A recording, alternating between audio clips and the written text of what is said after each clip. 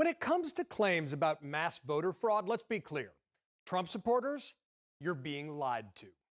Donald Trump has a history of lying loudly, turning baseless accusations into play-to-the-base articles of faith.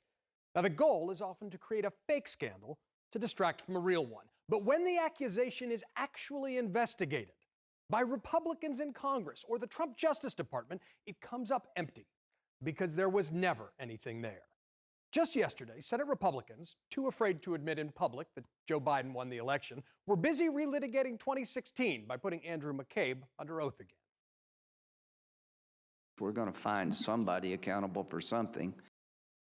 Now, if Lindsey Graham sounds a bit frustrated, that's because investigations haven't gone Republicans' way. So let's look at 8 big Trump lies that have proven to be bogus. Start with the 5-volume bipartisan Senate intel report that found Russian interference in 2016 was not a hoax, as Trump still constantly claims, but very real. Likewise, the IG report found that the FBI probe into the Trump campaign's Russia ties was justified and not politically biased. Even the much-hyped Durham report that Trump insisted would lead to the prosecution of his political opponents never materialized. The same is true of Trump's claims to have caught Obama spying on his campaign while engaging in unmasking. Hyped as one of the biggest scandals in American history. Well, it fell apart after investigators quietly concluded that no crime had been committed. In 2018, Trump's own initial voter fraud commission was disbanded without offering a shred of evidence of widespread voter fraud.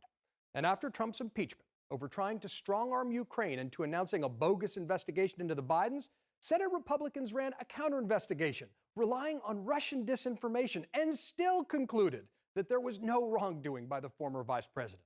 You might ask, what about Hillary Clinton's emails? Well, after countless lock-her-up chants, a Trump State Department inquiry found no deliberate mishandling of classified information. And don't forget Trump pumping up the baseless and racist birther conspiracy theory.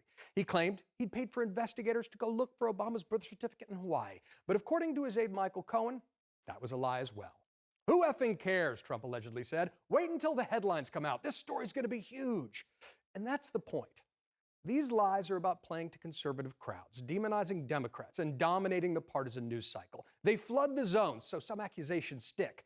But repeating lies doesn't change reality. And the real scandal is staring us in the face. For the first time in our history, the President of the United States is trying to resist the results of an election he lost. Some of Trump's own lawyers have admitted in court they have no evidence of voter fraud. But negative partisanship's a powerful narcotic, and Trump supporters will give him money and chant slogans in the streets. They don't know they're being played for fools by the president they love, while our democracy pays the price. And that's your reality check.